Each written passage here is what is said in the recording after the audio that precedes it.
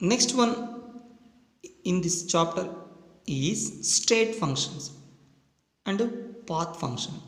First I will discuss about path function, later state function. Path function means the properties depend on path of the system. The properties depend on path of the system called path functions. Work and heat are path functions. For example, see, this is a KV school. This is TVM bus stand. Our target is we have to reach bus stand from school. There are so many ways. We can go through vehicle, nothing but bike or car. We can go by walking. We can go through like this, or we can go through like this. That means there are different paths to reach TVM bus stand from KV school. That is what so that path that is depends on what path, that is called path function. Suppose if you go by walk, to TVM bus stand from KV school, you have to do more work. Suppose if you go by vehicle, it needs less work. So what we can say from this point, work is path function because that depends on path. If you go by vehicle, no need to do more work. If you go by walk, you have to do more work. Similarly, if you do some work, automatically heat also changes. Heat, suppose if we are talking, automatically some energy releases without knowing us from our body. If you do some work, automatically some energy releases from our body. So what we can say from this point, heat also path function. Work and heat, they both only are path functions. Remaining all are state functions. Work and heat only path functions because they depend on path only, path of the system only. Then what about state function? State function means, take same example. We have to reach TVM bus stand from KV school. That means this is initial point, this is final point. We have to reach our target by doing anything. Whether that means we have to reach the point or not from starting point. You can go by walking, or you can go by vehicle, or you can go through different aspect. But our target is what? We have to reach our destination from starting point. That is called state function. That means it depends on initial and final states. It depends on initial and final states, but not depends on path of the system, path of the system. That is called state function. If it depends on, if any property depends on path, that will be path function. Otherwise that will be state function. So what are the path functions here? Only work and heat. Remaining all are state functions. See, enthalpy, entropy, internal energy, Gibbs energy, we will these topics come later. Until then, you just remember all are state functions except work and heat. These are only path functions. Next one, thermodynamic properties. Very, very important points. Thermodynamic properties. Work. First, we will discuss about work. It is represented by W. What is the definition of work? It is defined as displacement of an object against force. Suppose an object is here. If you apply some force, automatically this object moves from this place to some other place. That is called what? Work. That means some work is done by this one. So what is the definition? It is defined as displacement of an object. Displacement means from one place to another place. by an object against force. That means if you apply force, automatically that object moves from one place to another place. That is called work. From this definition we can say formula for work, that is work is equal to force into displacement. Force into displacement. Here force is what? Pressure means what? Force per unit area. This pressure and force are directly proportional. So instead of force we can take pressure, nothing but external pressure. Displacement means what? Area into length. Here this area into length is considered as, delta V, nothing but change in volume. Finally W becomes external pressure into delta V. Here delta V means final minus initial, final volume minus initial volume. Here's 2 points are there. They are very very important points.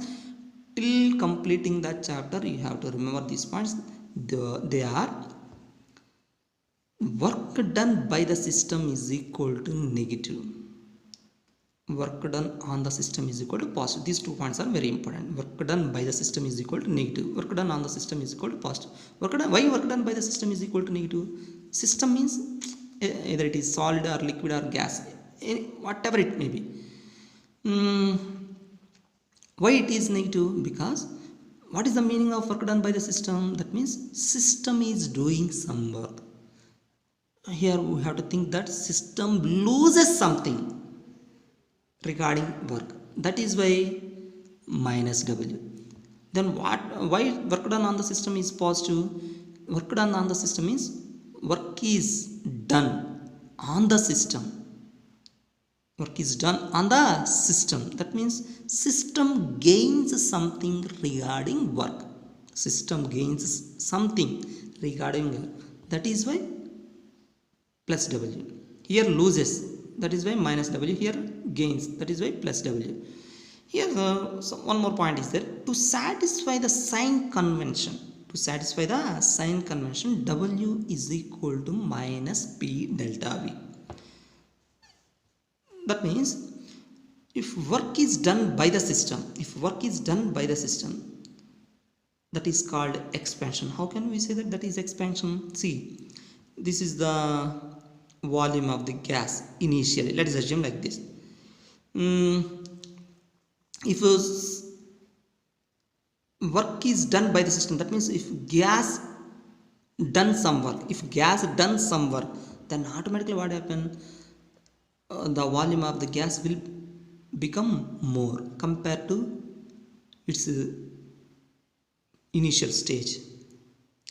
So here volume will be more. That means V2 minus V1 will be positive. If V2 minus V1 will be positive, that means delta V will be positive. If you substitute this value in this expression, negative into positive become negative. So that is what work done by the system. So finally work done by the system is negative. So to satisfy the sign convention we have to take minus sign. Next, work done on the system, that means compression. Why here expansion? See, compared to here area size is more. Why here compression? Work done on the system. This is initial volume of the gas. If work is done on the gas, automatically the size of the gas, nothing but volume of the gas will become less. Then finally V2 minus V1 will be negative, because this size is less, this size is more. V2 minus V1 will be negative. That means delta V will be negative. If you substitute this value in this expression, minus into minus, how much? Positive. Finally work done on the system will be positive. So in this topic you have to remember these 2 points. No need to remember these points. Next one, units. Units are joules, calories and X. Here 1 liter atmosphere is equal to 101.3 joules. 1 liter atmosphere is equal to 101. This is the conversion for liter atmosphere into joules. You have to remember this conversion regarding numericals. Next, some more points are there. They are: note, work done by a gas in irreversible process is W is equal to minus P delta V. Work done by a gas in reversible process is is equal to minus 2.303 nRT log V2 by V1, or minus 2.303 nRT log P1 by P2. Because P1 V1 equal to P2 V2, we know that automatically P1 by P2 equal to V2 by V1. Here we got this is the relation regarding volume V2 by V1. Here this V2 by V1 will be equal to P1 by P2. So you can take either of the expression, that will be based on numerical. Next point, free expansion means expansion of a gas in vacuum is called free expansion. We know that in vacuum nothing is there, but if you put a gas, automatically it undergoes expansion by itself without pressure. That means their external pressure is zero. If external pressure is zero, W equal to what? Minus P delta V. If external pressure is zero, automatically W is also zero. So what is the point? During free expansion, external pressure is zero,